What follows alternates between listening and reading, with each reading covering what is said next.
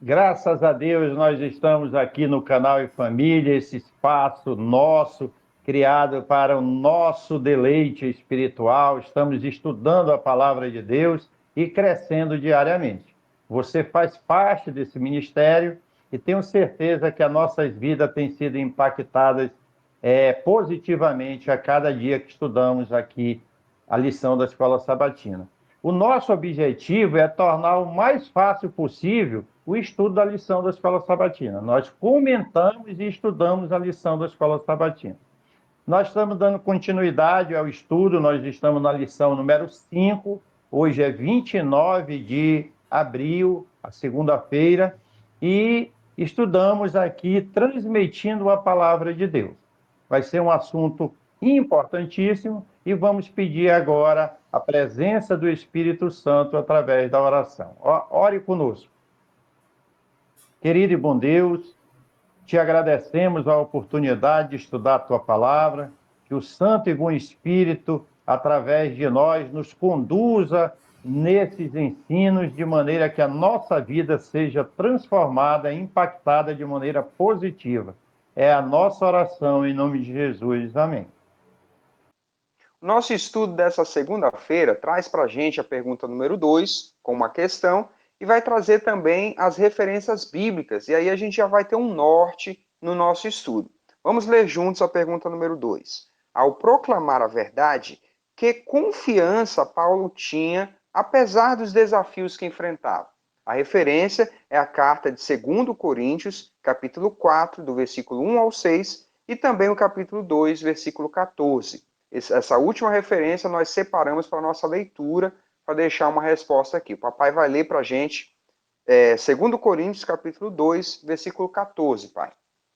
Então vamos juntos fazer essa leitura. Graças, porém, a Deus que, em Cristo, sempre nos conduz em triunfo e, por meio de nós, manifesta a fragrância do seu conhecimento em todos os lugares. Muito legal. Então, a leitura completa, como nós sempre sugerimos aqui, vai nos conceder, vai nos dar condições de elaborar uma resposta. Vai perguntar assim: ao proclamar a verdade, qual é a confiança que Paulo tinha? Nós respondemos a certeza de que a verdade prevaleceria. O nosso estudo dessa segunda-feira, como nós já podemos observar aí pela pergunta, vai falar sobre a transmissão da palavra de Deus. E aqui o autor da lição trouxe o exemplo de Paulo, né? Paulo enfrentava na sua época grandes dificuldades em transmitir a palavra de Deus. E ele trouxe esse exemplo para dizer que os reformadores, semelhante a Paulo, também na sua época enfrentaram grandes desafios. E o nosso estudo de hoje vai se basear nesse tema. Mas o mais interessante é o texto de 2 Coríntios que a lição nos trouxe, capítulo 13, verso 8, que fala da certeza que Paulo tinha de que a palavra de Deus prevaleceria. Apesar das dificuldades, dos desafios, ele tinha essa certeza. E os reformadores também compartilhavam dessa verdade. Na sequência aqui, na continuidade do nosso estudo, você está percebendo que a lição dessa semana traz os testemunhos da experiência dos reformadores. No domingo, nós estudamos a experiência do Wycliffe, um reformador inglês que teve o seu momento, o seu encontro com Deus e pagou um preço por isso. E nessa segunda-feira está trazendo o testemunho do William Tyndale, um reformador inglês que veio na sequência do Wycliffe e que, ao encontrar-se com a palavra de Deus, a vida dele também foi impactada, foi transformada. E ele parte, então, para a ação. Qual era a ação que ele queria ver concluída, que o Wycliffe tinha começado, mas não tinha concluído porque foi apanhado e condenado à morte? Era trazer para o idioma inglês a tradução das Escrituras Sagradas. E ele vai trabalhar muito forte nesse projeto, para que assim a palavra de Deus pudesse triunfar e as pessoas tivessem acesso a isso. Ele, semelhante ao Wycliffe, ele também foi apanhado pelos inimigos da palavra de Deus, pela igreja institucional, a igreja romana, e ele vai ser, então, preso, vai ser condenado à morte. E ali o desejo dele, ali quando ele estava sendo executado, tem um texto aqui que fala das últimas palavras dele, que impacta muito a nossa vida. Diz o seguinte: ele faz uma oração e diz: Senhor, abre os olhos do rei da Inglaterra, porque o rei precisava romper com a igreja institucional, a igreja cristã institucional, para que a palavra de Deus pudesse, então, fazer a sua trajetória na vida das pessoas. Deus milagrosamente respondeu e a oração dele foi atendida. Poucos anos depois, o rei Felipe VIII vai romper com a igreja romana e instituir uma nova igreja onde a palavra de Deus podia ser livremente estudada e impressa e etc.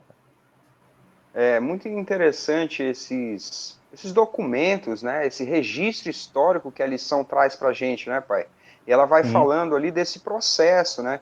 Como nós já vimos em outras lições, a luz da verdade vai chegando gradualmente, vai tomando o lugar das trevas até que acaba esse momento sombrio da história, né? E aqui nós vamos ver que o trabalho desses reformadores, esses homens que escolheram ser fiéis a Deus, teve resultado. Na questão aqui do trabalho de Tyndale, a lição diz que 4 anos após a sua morte, 4 traduções inglesas foram publicadas. Depois surge a famosa Bíblia, a famosa tradução King James, né, conhecida e usada até hoje. Também foi um trabalho a partir das traduções de William Tyndale. Então, essas personagens históricas vão ter o seu papel importante na revelação, no redescobrimento da palavra de Deus.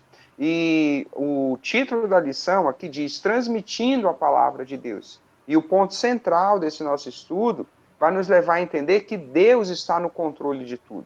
Deus está no controle da história. É preciso passar por momentos assim, de escuridão, de perseguição, de provações, mas Deus sempre vai estar com o seu povo. O comentário da lição diz aqui que, traduzido para muitos idiomas, está falando da Bíblia King James, ela impactou dezenas de milhões de pessoas ao redor do mundo. Para concluir o nosso estudo, nós vamos ler aqui que Tyndale e os seus companheiros confiavam que Deus estava no controle. Então, a palavra de Júnior, Deus, no final, triunfou. Júnior, você estava falando aí, nós estávamos estudando aqui, eu estava pensando, logicamente, que cada um no seu tempo e dentro da dimensão.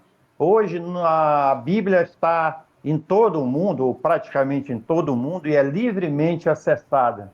Mas nós criamos esse canal aqui para ajudar as pessoas também a conhecer a palavra de Deus. Sim. E embora seja um canal pequeno, ele já está presente em 3 continentes diferentes. Nós estamos aqui na América, tem também participações da África e da Europa.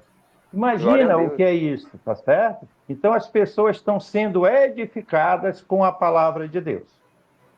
Muito bem. E esse é o ponto central aqui do nosso estudo de hoje.